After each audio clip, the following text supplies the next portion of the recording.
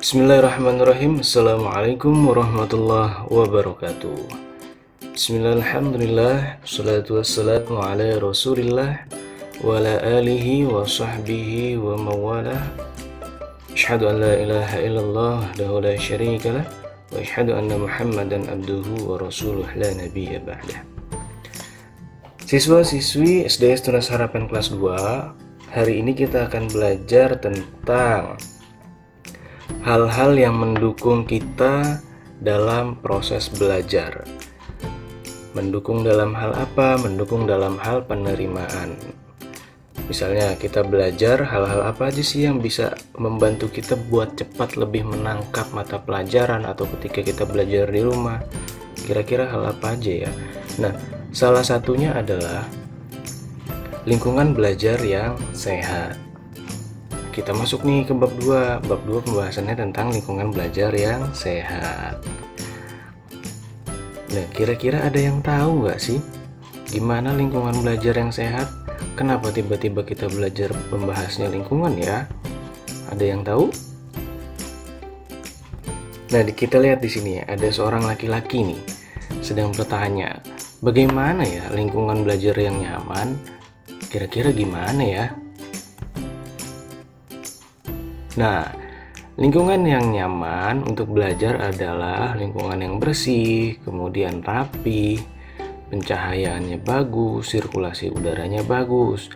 Jadi, kalau seandainya ruangannya kita bersih, rapi, cahayanya bagus, itu kalau kita belajar, lihat buku, atau lihat laptop, atau lihat komputer, itu akan nyaman. Ketika rasa sudah nyaman, maka apapun yang kita lakukan itu akan mudah masuk atau mudah kita terima oleh tubuh kita, mudah diterima oleh otak kita. Jadi ketika kita bekerja, kita belajar, kita di depan komputer, badan rasanya rileks, tidak mudah capek, mata pelajaran gampang masuk. Apalagi kita lihat kalau pencahayaannya bagus, misalnya pencahayaan dari mataharinya bagus, itu mata tidak akan rusak, tidak akan cepat rusak, tidak akan cepat lelah ya. Kita lanjut. Nah, kemudian laki-laki ini nanya lagi, apa cuma itu? Kira-kira ada lagi nggak ya? Nah, lihat, ada yang mau bantu jawab. Nah, kita lihat di sini. Kalau seandainya kita sedang berada di depan komputer atau di depan laptop, selain tadi ruangan yang bersih, nyaman, lingkungan yang baik tadi ya, pencahayaannya bagus, kita lihat di sini posisi duduk. Kita lihat posisi duduknya. Kita lihat yang ini dulu. Yang sebelah kiri. Posisi duduknya dia agak membungkuk. Pandangan matanya tidak sejajar, namun ini membungkuk. Kenapa dia membungkuk? Karena mejanya kurang tinggi. Nah, kalau ini seperti ini, kita lakukan seperti ini, apa yang akan terjadi? Lihat di sini ada tanda merah. Di sini pinggangnya nanti akan mudah sakit, punggungnya akan mudah lelah. Kemudian yang seperti ini terlalu dekat dengan monitor, mata akan mudah lelah. Lama-kelamaan mata ini akan menjadi sakit. Kalau terus-terusan seperti ini, maka nanti akan mudah rusak matanya. Bisa jadi nanti matanya pakai kacamata kayak saya. Gitu. Kemudian kita lihat yang sebelah kanan gambarnya. Lihat, perbedaannya di sini kursinya hanya ada bantalan kursi aja ya.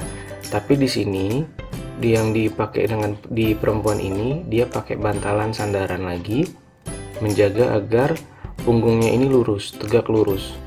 Kemudian dia pakai lagi bantalan tambahan untuk di bawah ya, untuk dia duduk. Untuk apa? Untuk menjaga, untuk membuat kursi ini lebih tinggi. Kemudian dia pakai juga ini bantalan untuk kaki. Semua ini dilakukan untuk apa? Untuk menjaga agar posisi duduknya atau posisi punggungnya tegak lurus, kemudian posisi mata dengan monitor tidak terlalu dekat. Kalau sudah seperti ini, insya Allah kita akan berlama-lama. Kalau kita berlama-lama pun tidak akan cepat sakit pinggangnya atau sakit punggungnya. Kemudian juga kalau kita duduk, pantat kita tuh nggak panas, nggak mudah panas. Ya, jadi lihat di sini. Ketika kita salah posisi duduk, maka di sini akan ada sakit di punggung, kemudian di pinggang juga ada sakit. Biasanya kalau sini udah sakit, di kepala juga ikutan sakit. Ya, jadi posisi duduk yang benar ketika di depan laptop atau di depan komputer itu menentukan apakah kita bisa menerima dengan baik pelajarannya atau pekerjaannya, atau kita menyelesaikan dengan baik atau tidak. Itu posisi duduk juga menentukan selain tadi ruangan yang bersih dan nyaman. Kemudian, nah lihat di sini, ini contoh ruangan belajar. Nah, ini contoh yang terlalu bagus sebenarnya sih. Tapi idealnya seperti ini. Kita nggak usah lihat ruangannya bagus apa segala macam, tapi kita lihat di sini. Pencahayaannya dari matahari bagus. Ini contohnya ya. Pencahayaan dari matahari bagus. Nah, letak posisi meja itu, posisi komputer itu, kalau bisa ada di sebelah kiri atau sebelah kanan. Jadi jendela itu adanya di sebelah kiri atau kanan tempat kita belajar. Kenapa kita tidak menghadap matahari secara langsung? Matahari itu adanya di sini nih, menerangi kita di samping kiri atau kanan. Kalau kita menghadap matahari, tetap aja mata kita sakit. Kalau kita membelakangi matahari, nanti akan backlight. Apa itu backlight? Nanti ini monitor ini nggak terlalu terlihat. Yang jelas kita lihat di sini. Di sini ada jendela, menandakan bahwa ventilasi di ruangan ini cukup baik. Kemudian ada pencahayaan, matahari juga masuk kalau siang, maka ini baik. Letaknya lihat di sini. Di sini jendela, di sini ada meja. Jadi meja ini ada di sebelah kiri dari jendela, atau nanti di jendelanya sebelah kanan juga bisa. Yang penting dia ada di sebelahnya. Nah, ini adalah contoh ruangan yang ideal. Tapi kalau nggak seperti ini, ya nggak apa-apa. Minimal ada pencahayaan, ada jendela, dan kita taruh mejanya di samping jendela. Ini hal-hal yang bisa membantu kita menerima pelajaran. Ya, selain dengan faktor yang tadi, faktor yang paling penting itu faktor diri kita mau belajar, kemudian kita mau menerima pelajaran, kemudian kitanya rajin. Nah, ini faktor-faktor lingkungan juga mempengaruhi untuk kita menerima belajar dengan baik. Ya, saya rasa pelajaran hari ini cukup sekian, tidak usah terlalu panjang.